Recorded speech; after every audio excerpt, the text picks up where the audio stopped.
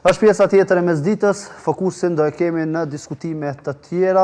Kësaj radhe do ndalemi tek presidenti serb Aleksandar Vučić, i cili para pak ditësh paralajmëroi se është në ditët e fundit të mandatit të tij dhe latë nënkuptohet se mund të jap dorëheqjen brenda pak javësh.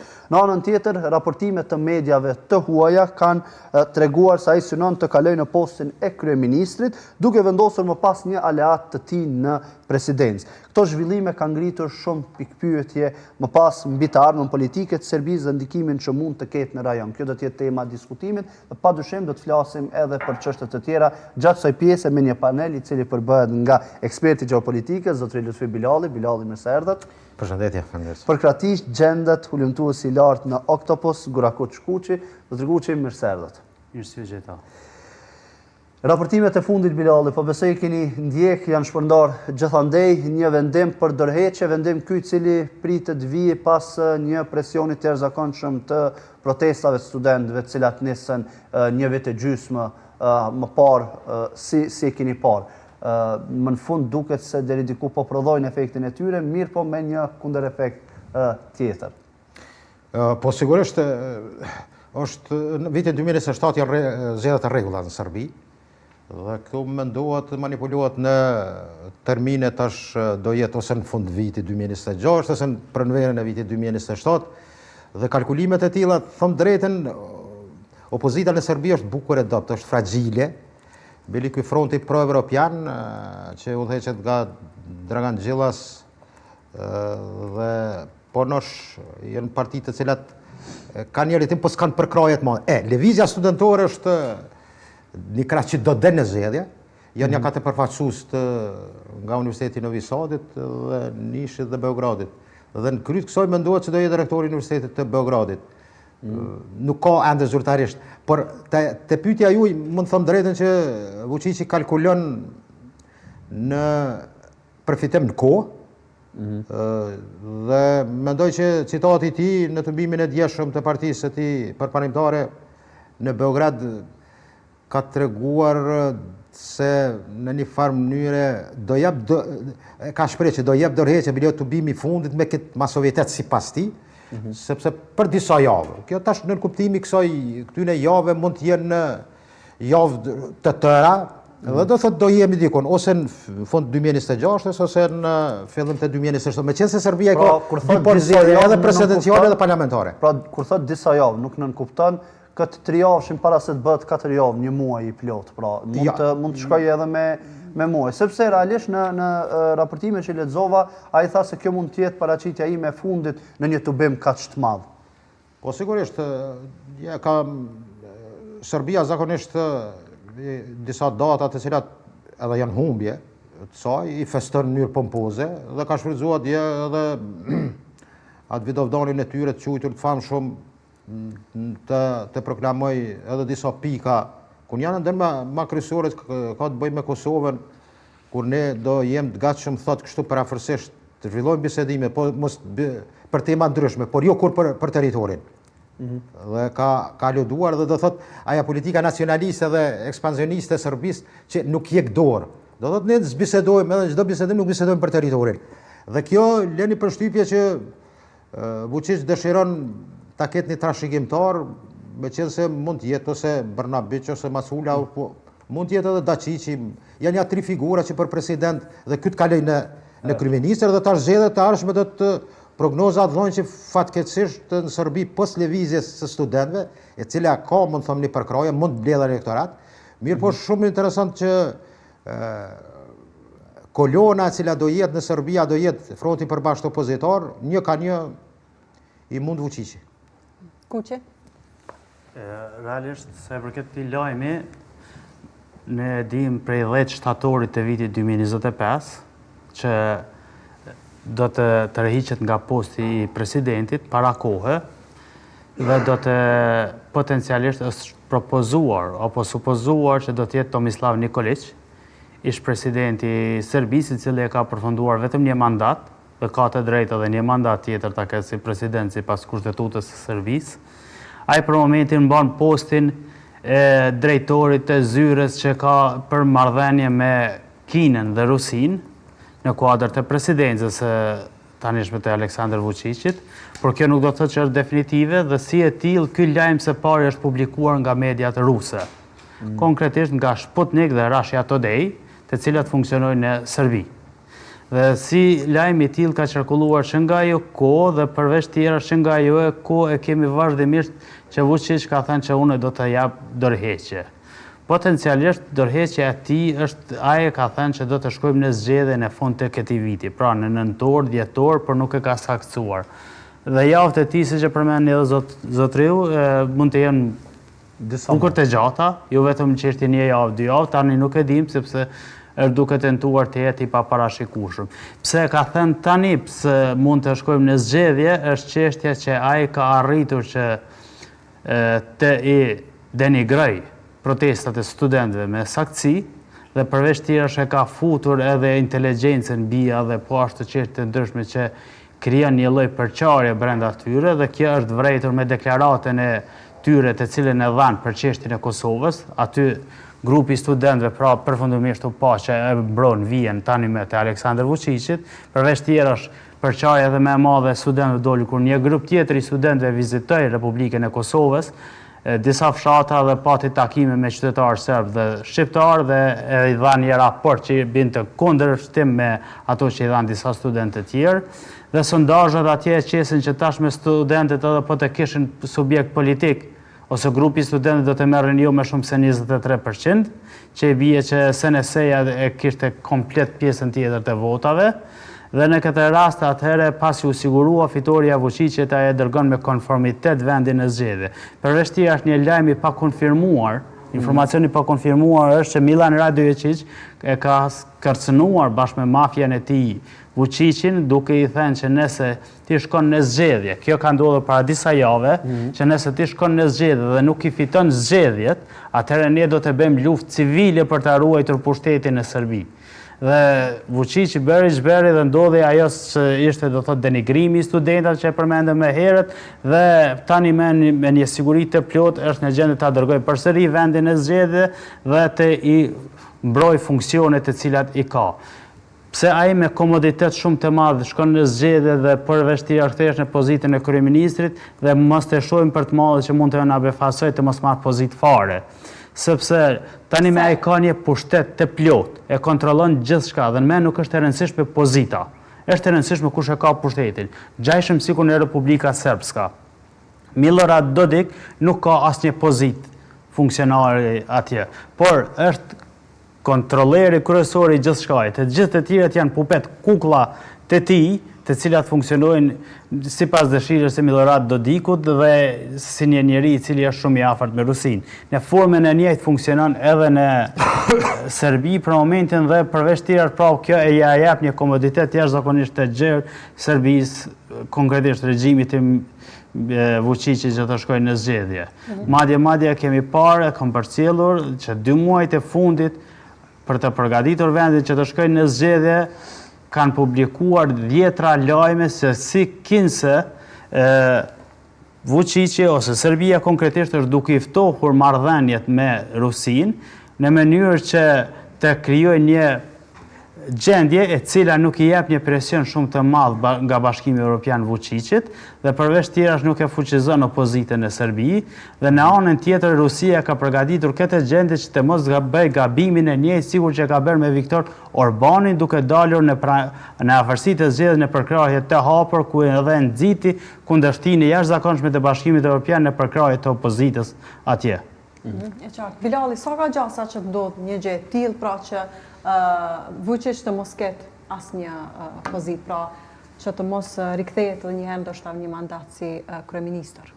Po gjitha këto janë pikpyetje të cilat mund të jenë edhe solucione që realisht mund ta merrë një rol si Dodiku, meqense Vučić thon drejtën ka marrë testin që dhe gjitha sondazhet thonë që mund të jetë, mund të formon koalicion vetëm pa ndonjë parti tjetër, zakonisht me Dačićin, me krahun e Partisë Socialiste ka një bashkëpunim partneritet, meqense në momente caktuara kanë pasur edhe fërkime. Mirë po, mendoj që do jetë një skenar i tillë i cili në paraqitjen e tij tregoj 3 elemente të cilat Serbia ruan neutralitetin ushtarak dhe nuk është sipas tij në ndikimin as të Moskës, as Brukselit, as Washingtonit.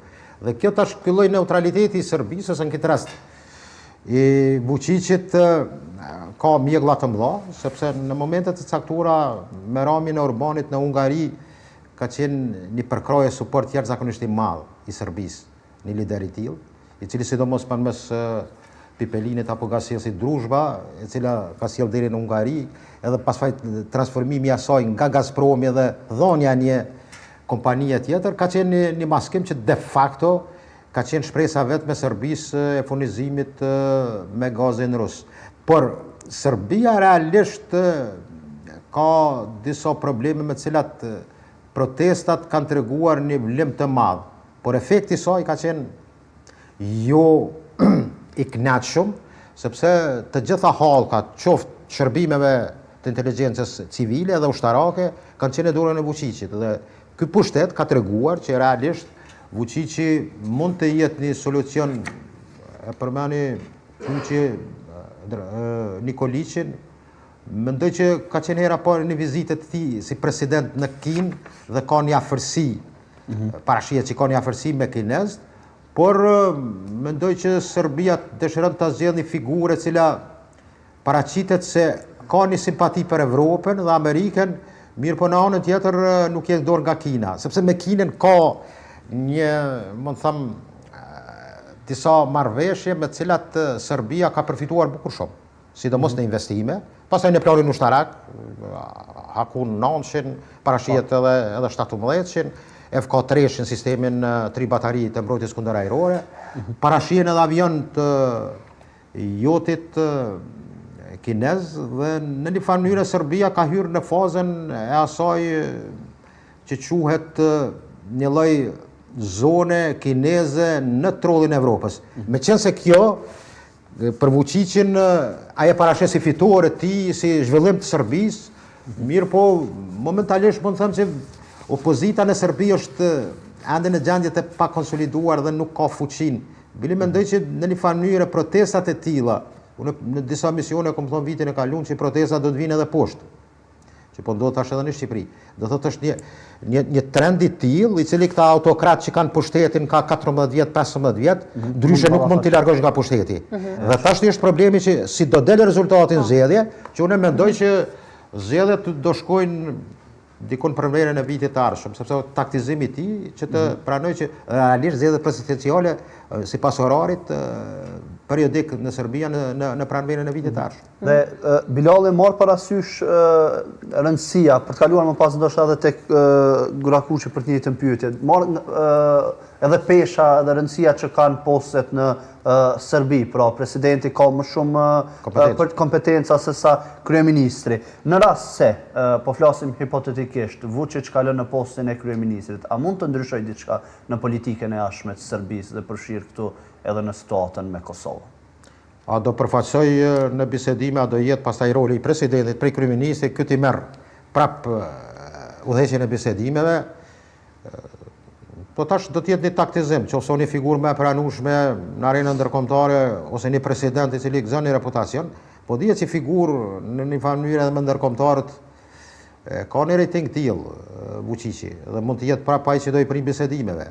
Mirë po është pikë pyetja ajo, a do jetë kryeministër, meqense ky dëshiron që të ketë një figurë jashtëzakonisht të afërt të tij brenda partisë përparimtare ose SNS-s, e cila do jetë ndoshta i dëgjueshëm.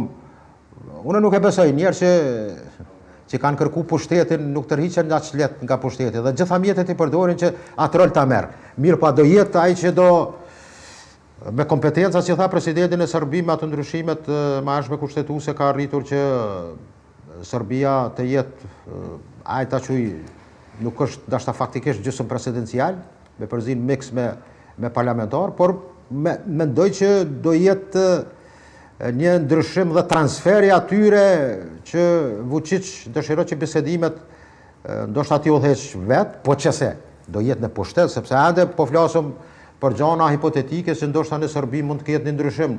Unë prapë mendoj që partitë e përmendi kolegu çështjen e lëvizjes studencore nuk dallon shumë në aspektin nacionalist ose në qëndrimin ndaj Kosovës, fatkeqësisht, bile banderollat e tyre dhe parollat e tyre në tubime nuk gjasojnë, nuk janë larg ato që i ka edhe Vučić edhe partia përparimtare e tyre. Dhe kjo mendoj që ne ndonjëherë mund të shpresojmë që ndoshta tani opozitë lëvizja studentore në Serbi mund të ketë një qëndrim ndryshe, por identik është një qëndrim pothuajse i njëjtë. Kuçi? Realisht, Serbia nuk është që ka shumë ndërmend të shkojnë në ndonjë dialog me Kosovën. Ata duhet një presion i jashtëzakonshëm nga fuqitë e mëdha, të cilat për momentin kanë qëndrime të ndryshme për shkak se janë të zënë me punë me të mëdha, si lindja e mesme, Ukraina, fronti në paqësorë me Kinën dhe çështjet të cilat janë realisht shumë të mëdha se sa Ballkani Perëndimor, që përben vetëm një hapësirë jashtëzakonisht e vogël në tablën e madhe të shahut. Dhe në këtë rast, atëherë Vučić është duke shfrytzuar këtë në formë profesionale dhe është duke bërë të mundshme që ai të krijojë rrethana të cilat i mundsojnë atij që të arrijë plane të caktuara ose të përgatitet që të pres ndryshimin e rrethanave gjeopolitike. Aleksandar Vučić në vitin 2023, kur Kosova bëi fjalë të antarësohej në Këshillin e Evropës dhe po ashtu Kosova avancoi statusin e saj në Asamblenë e Përgjithshme të NATO-s, në atë kohë pa dhënë një kërcënim që ne i presim ndryshimin e rrethanave gjeopolitike për të reaguar kundër Kosovës. Po ashtu të njëjtën gjë e ka thënë afërsisht në formë indirekte para rreth një muaji për mediat në Serbi. Dhe analistët ushtarak të tyre vazhdimisht tregojnë në forma të ndryshme planet ushtarake të Serbisë për të reaguar kundër Kosovës në raste fejt akomti ose akte të kryera. Pra asnjëherë nuk bëhet fjalë për planet të cilat e dërgojnë rreth një dialogu ndërmjet Kosovës dhe Serbisë. E gjithë çështja dhe qasja e Serbisë mund të ndryshojë vetëm nga një presion i Shteteve të Bashkuara të Amerikës kundra i Serbisë dhe në asnjë formë ndonjë presion tjetër nga Bashkimi Evropian apo nga ndonjë vend tjetër. As nga ndrimi i figurave e përmendëm më herët, figurat mund të ndryshohen, por pushteti mbetet në duart e Aleksandar Vučićit. Nuk është e rëndësishme kush e mban postin, por kush e mban pushtetin. Dhe në këtë rast Serbia ne e dim që nga vitet e 70-ta kemi argumente të fuqishme, por edhe më herët tashme edhe në gjuhën shqipe kemi dokumente të cilat janë përkthyer dhe libra të cilat janë shkruar që formimi i saj ka një stil mafioz dhe në formën e njëjtë funksionon edhe sot dhe kemi pa edhe rastin e fundit ku vetë doli incidenti që ka qenë i përfshirë drejtori i policisë në vrasjen e një personi me vetdije, coptimin e tij dhe futjen e dhe në këtë formë nuk ndodhi asgjë as me ministrin e punëve të brendshme dhe as me ndonjë strukturë tjetër e cila ka çështje vendimarrëse duke treguar stilin e tyre mafioz. Dhe e dimi që stili i tyre mafioz ka edhe me Belivukun që kanë fut njerëz në mashine të mishit dhe në këtë formë janë ndalur edhe lidhet me Vučićin dhe kjo strukturë e tyre është vështirë të prishet në formën e tanishme që të ndryshojë edhe pushtetin e Serbi. Pra, Bilali bie që edhe me dorëheqjen e Vučić edhe situata e sigurisë në Ballkan nuk do të ndryshojë. Sepse shto këtu faktin që ditëve të fundit kemi pasur një deklaratë të Vučićit i cili ka thënë se do të bëhet shërbimi i detyrueshëm ushtarak. Që i bie se në fakt apo përgatitet Serbia. Po, Serbia fatkeqësisht është forca militariste në Ballkan që është bukur e forcuar në raport e kam fjalën çdo me fqin. Ka përmendur edhe më herët do thotë do jetë duke dikon 75 ditë apo për vitet tashëm do thotë starton shërbimi detyrueshëm ushtarak. Po i them drejtën me ka mirë marr kishim fut në më herët këtë çështje të shërbimit ushtarak. Sepse do është jashtë sot siguria paraqet mund të them faktorin kyç qoftë për mirëmbajtjen dhe zhvillimin e një vendi, nuk po flas vetëm për ruajtjen e sovranitetit dhe territorit të tij, por ja që Serbia në një farë mënyre, më them në aspektin doktrinës ushtarake, ka punuar tradicionalisht serbët edhe armatën jugoslave kanë bërë dikon mos me 70% të kuadrit të ushtarak të oficerëve. kanë qenë Serb, edhe në armatën Jugoslave, dhe kjo trashëgimi po më duket që po vazhdon ende, me qenë se Serbia të çështja sa i përket apetiteve në Ballkan, sidomos me Bosnjën, e ka një benefit ta quaj kështu që kanë fituar bile edhe me ndaja vizita e presidencës, antarës presidencës të Bosnjës dhe Hercegovinës në Tel Aviv, ka qenë paka shumë shokuese. Mendoj që ka prapavi tjetër, që mund të jetë një ndërlidhje e cila forcon subjektivitetin fatkeqësisht të atij entiteti të informuar mbi Krim. Por ja që realitetet janë kësisojt. Serbia dëshiron që edhe Bosnjën, Malin e Zi, po nuk do të harrojmë edhe Maqedoninë e Veriut, dëshiron që ta ketë në një farë lloj kontrolli, varet kush vjen në pushtet për shembull. Duket që Mickovski tash aty në Maqedoni ka një raport, nuk është ashtu pro bullgar, por duket më tepër që ka një linje të afërsisë me Serbinë. Dhe kjo në një farë mënyrë tregon që Serbia dëshiron që nga distanca të ketë ato celulat e veta në për këto vendet fqinje. Te Kosova është problem me cilin ne nuk do kemi stabilitet pa pas balanca, thëmë drejtë. Kur të kemi balanca, atëherë mund të jemi edhe fqinj të mirë. Me qenë se ky proces i tillë, bisedimet nuk janë nga qefi jonë, ato imponohen, nuk ka problem, nuk është çështja që ato Serbia s'don. Me qenë se edhe ajo lun lojën e saj që sa përsyje faqe të shkoj deri në Bruksel. Mirë po qëllimi i Serbisë është vetëm një pikë nga gjitha bisedimet, vetëm nxjerrja e asociacionit. Kjo i intereson Serbisë, nuk është interesuar për gjëra tjera, njëja të diplomave, të vulave, gjitha ato janë çfarë që me interes për ta të nxjerrin një lloj ta quaj kështu thojza, një lloj bashkie, një lloj entiteti që realisht do jetë vështirë, nga se pola kosovare duhet të jetë jashtëzakonisht qendrestare që ta zbus atë çka u parapo edhe në aneks marrëveshjen e Ohrit, me qenë se ato obligime janë marrë edhe gojarisht, me qenë se Brukseli i pranon që janë valide. E qartë, Kuqi, sa ka gjasa, apo si do ta ndikoj gjithë këto zhvillime në Serbi, raportin me Serbisë me perëndimin, apo qasin që do të ketë perëndimin ndaj Serbisë tashmë?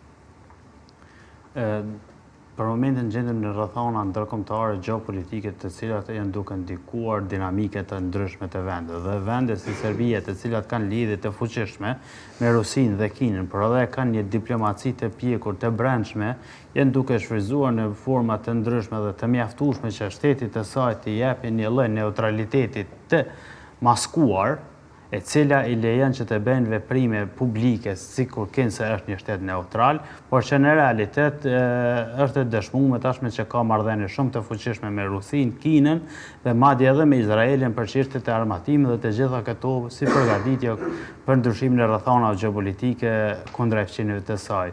Pa marrë parasysh ndryshimet e tyre strukturore politike që mund të jenë publike, nuk përbën ndonjë ndryshim të thelbësor strukturor në çështjet e sigurisë, në çështjet e qëllimeve të tyre, sepse do të duhet një përmbysje totale në Serbi që të shohim një Serbi e cila do të jetë aleate e paqes dhe aleate me fqinjet e saj për marrëveshje të ndryshme të cilat kanë të bëjnë me paqen në rajon.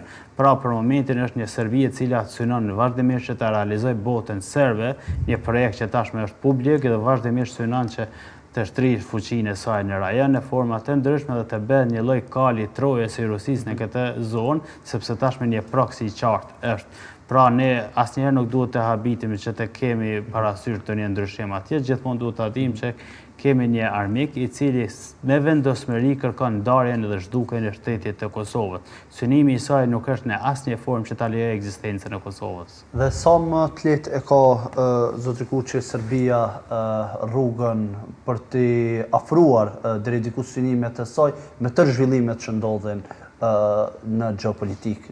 Pra kemi vatrat luftës gjithandej të hapura, vëmendja Shteteve të Bashkuara të Amerikës gjithmonë më shumë po zbehet drejt shteteve perëndimore. Kemi parë shpeshherë që Donald Trump ka pasur edhe akuza për vetë perëndimin, më pas në anën tjetër Rusia ka kërcënuar së fundmi perëndimin dhe duke i parë gjitha këto zhvillime të fuqive botërore, disi Kosova dhe vendet të Ballkanit edhe mund të mbesin e hi, dhe sa mund t'i ja lehtësoj kjo rrugën? Duhet të nisim nga fakti për të deklaratave publike që i shohim nga presidentë të ndryshëm, Shtetet e Bashkuara të Amerikës dhe Bashkimi Evropian besin të zhvilluara në një aleancë shumë të fuqishme, sepse i duan njëra tjetrës. Se fundmi kemi parë që kemi një Schengen ushtarak në Bashkimin Evropian, i cili ka filluar zbatimin e saj, ka qenë marrëveshje në shkuar vitin e kaluar, këtë vit e ndarë fondet dhe bëhet në kuadër të NATO-s me bashkëpunimin e Shtetet e Bashkuara të Amerikës, ku bëhet unifikimi i qerteve të ndryshme administrative dhe ushtarake në rastet e emergjenca dhe krizave të ndryshme, për shkak se inteligjencat evropiane kanë thënë që kriza ose një luftë potenciale me Rusin në një shkallë të gjerë mund të ndodhë në vitin 2027-2029, duke afruar një dritare të sigurisë e cila është paraparë në 5 deri në 8 vitet e ardhshme, dhe si e tillë atëherë Evropa perëndimore, vendet të cilat janë në aleancën perëndimore dhe Shtetet e Bashkuara të Amerikës kanë pika shumë nevralgjike së Ballkanit perëndimor, dhe përveç tjerash kanë edhe probleme të ndryshme të cilat e përmendëm e herës, kanë të bëjë edhe me paqësorin Kinën konkretisht, pastaj me çështjen e Iranit së fundi lindjen e mesme me shumë shtete atje, dhe po ashtu kërcënimet e vazhdueshme që mund të jenë përpjekje të ndryshme për një luftë potenciale të Izraelit me Turqinë. Dhe kjo do të bënte një shkallëmim të jashtëzakonshëm të vetë NATO-s, dhe atëherë SBA duhet të ruajë vazhdimisht këto balanca të ndryshme. Të gjitha këto e lënë në menja anë Ballkanin perëndimor, duke i ofruar hapësirë vendeve armike të Kosovës si Serbia, të cilat mund të shfrytëzojnë këtë potencial të mosvëmendjes së Shtetet të Bashkuara dhe vendet të ndryshme, por megjithatë Kosova duhet të reagojë në masën e duhur të diplomacisë dhe përgatitjeve të ndryshme, të cilat e mbajnë vëmendjen e Shtetit të Bashkuara të Amerikës, dhe përveç tjerë duhet të krijojë një stabilitet politik i cili mundson Kosovës dhe një diplomaci stabile, dhe po ashtu duhet që në gjitha ambasadat dhe në vendet kyçe ku Kosova mban përfaqësuesit e vetë të jenë njerëz të cilët i njohin këto gjëra dhe jo njerëz të cilët punësohen nga subjektet politike. E qartë. Ka një plotësim, Departamenti i Shtetit ka vazhduar masat e emergjencës për 12 muaj të ardhshëm. Ka qenë ule ekzekutiv 2021, 2023, 2025 e ka vazhduar tash për 12 muaj. Masat e cilat merren për ata që prishin dhe prekin interesat amerikane. Sidomos ka të bëjë me ato çështjet e marrëveshjes të marrë, qoftë pe Daytonit dhe marrëveshja e Ohrit. Dhe ky vazhdim i kësaj tregon që interesimi amerikan do jetë në Ballkan. Mirë, po sa do jetë në fokus, do jetë primat kryesore ka Ballkanin, jo, këtë më dihet, dhe tash ajo çka është në botë dhe konfliktet, mendoj që ajo ka treguar edhe Meloni, kryeministja e Italisë, nuk ka qenë çështja që ka lut Trumpit për një foto. Por Italia ka hap ambasadën në Teheran. Të thotë problemet, gjitha janë në aspektin e asaj që sot njihet problemet e energjisë, që të burimeve të energjisë. Dhe kjo mendoj që edhe për Ballkanin do jetë interesant. Gjitha proceset në të cilat dhe koordinanca edhe evropiane me amerikanët në një farë mënyrë ka të bëjë me interesat e tyre që mund të jenë fluide, mund të ndryshojnë. Edhe pse koncepti i asaj doktrines perëndimore, jo vetëm hemisferës, e kam fjalën atje në kontinentin amerikan, por përgjithësi ka një plasaritje dhe nuk është rastishme edhe ajo që pritet të jetë nesër ombrella sigurisë së armate e arshme evropiane, që Gjermanët pretendojnë që në vitin 2039 të jenë fuqia kryesore. Këtë thotë Boris Pistorius, ministri i mbrojtjes së Gjermanisë, por kjo do jetë ajo që edhe Ballkani do ta ketë një fizionomi të re. Por shpresa është që me atë që besoj që aja citati, me qenë se ne nuk e vlerësojmë shumë, ne në Kosovë kemi disa probleme që jemi nostalgjik të kaluarës shumë dhe kemi një kokëforci e cila çuditërisht në raport me Turqinë, ku ai thotë po mos ishte Erdoganin do të shkojë në samitin e NATO-s. Dhe njerëz nuk e dinë fuqinë e Turqisë. Turqia një forcë, ne ka herbojmë hajgare, kështu, do sentimente, kështu, që realisht do jetë e kushtueshme, ne do t'i kuptojmë këto procese, që tha Kuçi me vendet. Ne jetojmë në një botë e cila duhet të jetë të gatshëm për këtë sfida. Po, ndërkohë të ndalemi pak edhe tek çështja e Vidovdanit, duke qenë se këtë herë kishim dhjetra të arrestuar dhe këtë pikërisht për shkak të thirrjeve nacionaliste që bën, po përmend njërin, për ta kthyer Kosovën do të presim edhe 1000 Vidovdan. Po, lutem. Po, Bilali. shef, mitologjia tillë, ata mendojnë dhe ka një, bili ka qenë një farë Lazanski i tyre, që ka vdekur ai çdo ka prit momente që kemi pritur 500 vjet, mund të presim edhe 100 vite. Kështu është aja, shef, slogani i tillë të Serbt, ne duhet të kemi jo të tremim nga këto çka deklarojnë, po duhet të jenë të gatshëm. Çdo herë që të kemi kujdes në këto aspekte. Nuk mund të them kjo që nuk do bëhet kurrë, por sloganet e tilla kallëzojnë formimin e klasës politike, por edhe intelektuale në Serbi, që ndaj shqiptarëve kanë një politikë, mund të them, të një sindromi kështu Goebbelsian, me cilën dëshirojnë që mos i shohin shqiptarët si faktor. Bile ata mendojnë që edhe Qosić, lideri i tyre shpirtëror dhe akademik i tyre, ka shprehur që në Kosovë do prej vetëm momenti më i mirë për ne, sipas tyre, do ishte kur shqiptarët të konfrontohen me ndërkombëtar. Dhe në këtë pikë Serb, do thotë janë dy momente që Serb aspektin e koekzistencës fetare dhe raportet me ndërkombëtar. Dhe këtu pika në arenën ndërkombëtare këto angazhohen që të arrijnë. Por Vidovdani për shembull një betejë e humbur, e cila historia, unë me thot drejtën, Mallkomit besoj shumë kur e paraqet atë realitetin e asaj ngjarje, sepse historia është ajo që çdo herë njeri zbulon diçka të re, jo në ato konceptet të imponuara. Por Serbt të festojnë këtë për arsye më tepër politike, sepse nuk kinë botë ikon që festohen humbjet, po ja që Serbt në një farë mënyre janë su generis në këtë aspekt, mirë po përfitimet dëshirojnë që edhe ajo dje që ka qenë, për shembull, është mirë që policia e Kosovës ka qenë nivelin e detyrës, së çështje e sigurisë, dhe e kanë vlerësuar që të kontrollohen dhe mos të arrijnë që ata të krijojnë turbullira dhe vallëzime të tyre dhe këngë të tyre nacionaliste mu në zemër të Kosovës. Dhe besoj që ky skenar i tillë dhe përgatitja e policisë së Kosovës ka qenë në nivel. Vidovdani tashme kjo çështje ose ai shënvidi i tyre, ne në kuadër të Institutit për Studim Lutës Hibride vitin e kaluar kemi marrë një konferencë dhe njerëz nga fusha të ndryshme kanë dekonstruktuar mjaft mirë këtë çështje.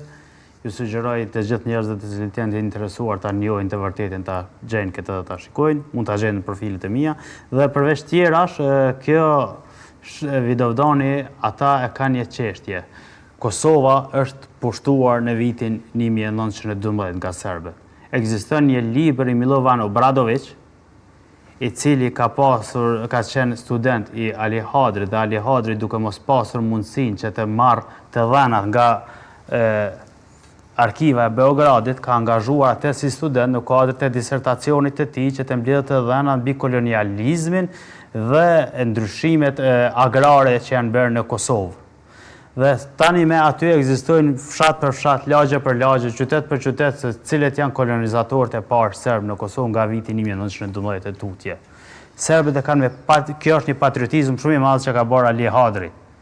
Dhe mençuria e tij se si ka arritur të nxjerrë këto të dhëna nga arkivat e Beogradit, sepse sot nuk do t'i kishim këto të dhëna. Dhe duke pasur parasysh që nëse këta e mbesin pa e përdorur betejën e Vidovdanit, atëherë do të humbte edhe historia e tyre në formë rrjedhëse në Ballkan. Për këtë arsye ata duhet ta mbrojnë një humbje atje që të mos mbinte vitin 1912 dhe të dalin puro që janë realisht kolonizatorë të Kosovës, dhe Kosova është dekolonializuar në vitin 99, faktikisht dhe juridikisht në vitin 2008 me shpalljen e pavarësisë së tyre. Dhe tani ata vazhdimisht do ta mbrojnë këtë çështje dhe do të thirrën e të që ta mbajnë masën e mobilizuar, që ajo masë të jetë gjithmonë anti-shqiptare dhe të mbajnë nacional shovinizëm të tyre i cili do të reagojnë në forma të ndryshme kundrej Kosovës, shqiptarëve si tërësi dhe të jenë të mobilizuar që të reagojnë kurdo që i thret shteti i Serbisë në këtë rast. Përndryshe nëse do t'i heqnin këto maskat të tyre, ata do të mbesin me një histori bukur të zbrast të cilën nuk do të kishin arsye me për shkak do të thirreshin në çështjen e Kosovës. Ne e dim që nacionalizmi serb ndërtohet mbi religionin ortodoks në këtë kuadër dhe andaj e shfrytëzojnë edhe kishën ortodokse të shenjtit e tyre, të cilët e shfrytëzojnë për qëllime religjioze, por në kuadër të nacional shovinizmit dhe shohim deklaratat e tyre të vazhdueshme dhe përveç tjera shohim edhe tentimet për incidente. E kemi parë për shembull dje ku tentuan që një ta paraqesit si incident që kënë se një polici Kosovës ka sulmuar një fëmijë të vogël. Por videoja tregonte të kundërtën, që polici Kosovës e mbronte atë vajzën serbe. Sepse prindi i atij ose kushdo që ishte kujdestari që e kishte fëmijën e dorë, ishte ai personi që bënte sjellje jo të duhur, sepse në rrethona të duhura një prind ose kujdestar nuk e merr një fëmijë me qit në temperatura 35 gradë në dielli. Për çështjet të cilat kanë bënë me fuqiqen dhe nacionalizmat e tilla, të nacionalizma boshe. Dhe në këtë kuadër madje publikuan me qindra lajme, sa ata nuk publikojnë me dhjetra, por me qindra lajme duke dezinformuar për këto çështje. Pra janë të gjitha këto në kuadër të qëllimeve që të mbajnë masën e mobilizuar kundër e Kosovës dhe kundër e shqiptarëve që të shfrytëzohen në momente të caktuara në ndryshimin e rrethonave gjeopolitike, siç e ka thënë edhe vetë Vučići. E qartë dhe jemi edhe krejt në fund të kësaj pjese, dua t'ju falenderoj shumë që ishit në studion e Mesditës, diskutuam për këtë çështje. Faleminderit shumë. Faleminderit shumë. Edhe një herë, ndërkaq që nga këtu ne shkëputemi për pak qaste, kur të kthehemi do të flasim për Kupën e Botës, një mori ngjarjesh interesante ka ndodhur, shumë rekorde janë kthyer dhe cilat ballafaqime janë shuar një herë gjithmonë për këtë Kupë të Botës, e diskutojmë vetëm pas pak.